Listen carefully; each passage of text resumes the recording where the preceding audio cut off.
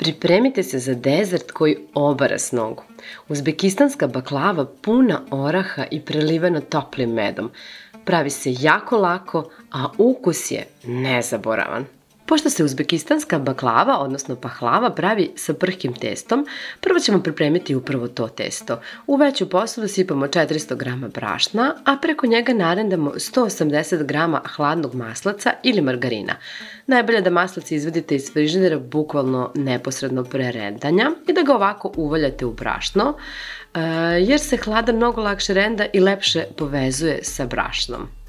Dodajemo 1 kesicu vanilin šećera i 1 kesicu praška za pecivo od 10 g. Sada ćemo sve rukama dobro utrljati i sjediniti, baš kao što se pravi klasično prhko testo. Cilj je da brašno upije maslac i da dobijemo onu finu mrvičastu strukturu. Ova pahlava se tradicionalno pravi sa puno oraha i meda, jer se veruje da donosi slatku i uspešnu godinu.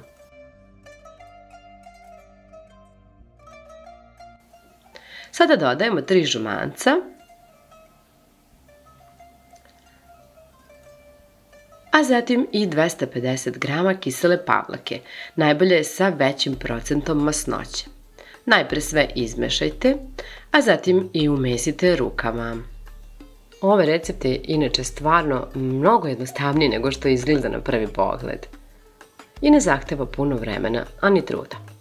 A izgleda kao da ste se bog zna koliko trudili. Poprašnjavite radnu površinu, premesite par puta testo pa oblikujte u loptu. A zatim ga podelite na 5 delova. Najpre podelite ovako na 2 dela, pa onda jednu polovinu na 3 manja, a drugu polovinu na 2 veća. Jedan veći deo će nam biti donja, a drugi gornja kora. Kreirajte loptice pa ih stavljajte na tanjir.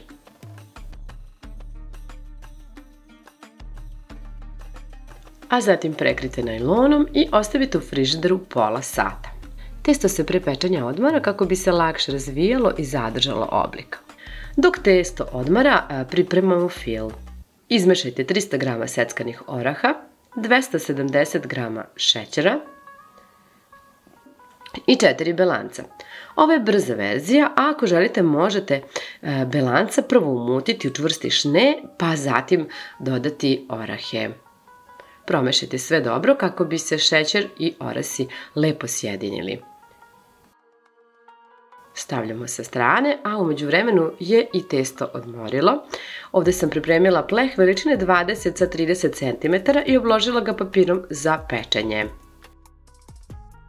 Poprašnjavite radnu površinu, a zatim uzmite onu prvu koru veću, pa je istanjite. Kao što vidite, ovde je moj mali pomoćnik, ništa bez njene pomoći. Kad god nešto mesim, uvek moram da dam barem mali komadić testa kako bi se i ona lepo zabavljala.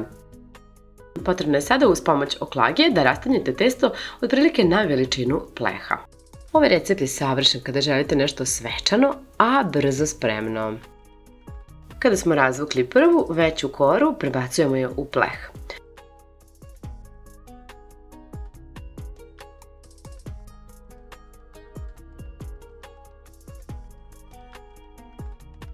A fil je potrebno podeliti na 4 dela, pa zatim premazati prvu koru.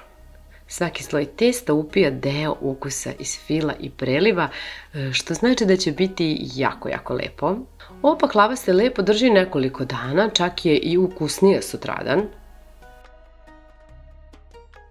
Zatim razvijajte 3 manje kore, svaku postavite u pleh i premažite filom.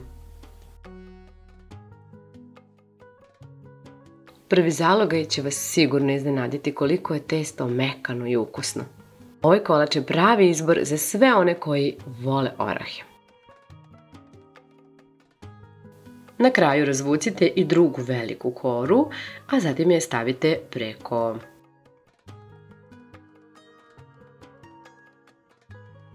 Tupim delom noža pritisnite ivice da lepo zatvorite baklavu. Možete to i prstima da uradite, ali ako je malo gužva, ovako mi je nekako bilo lakše. Sada je potrebno premazati umućenim žumancem. Ona će dati onu divnu boju našoj baklavi. Inače, ova baklava se priprema u Uzbekistanu za praznike i porodična okupljanja. Isecite samo gornju koru, tačnije zasecite je najpre popreko pa dijagonalno. U Uzbekistanu se baklava seče pre pečenja u šare poput dijamanta, što simbolično predstavlja obilje.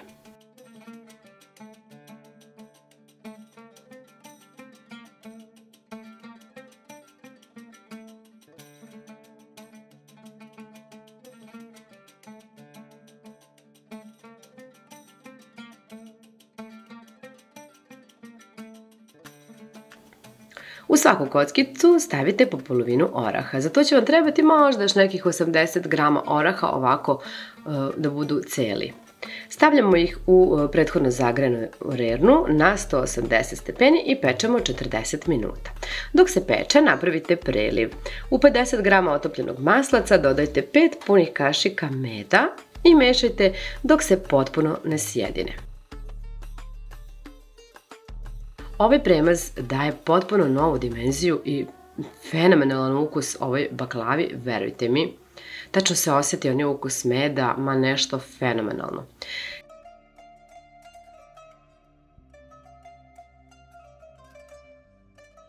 Izvadili smo baklavu nakon 40 minuta, najbolje da pratite kod vas, zatim je isecite još jednom ovako.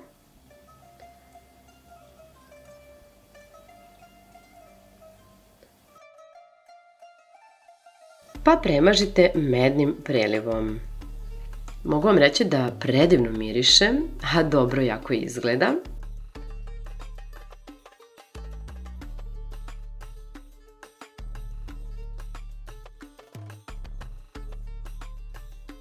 Ovaj medni preliv će joj dati neverovatnu aromu i divnu zlatnu boju. Kada smo premazali baklavu, odnosno pahlavu, vraćamo je još 5 minuta u rernu. I evo je, nakon 5 minuta ona je gotova. Pogledajte kako se presijeva. Ostavit ću da se ohladi. Još jednom ću preći ovako nožem, kako bih lakše mogla posle da izvadim kolače i pogledajte.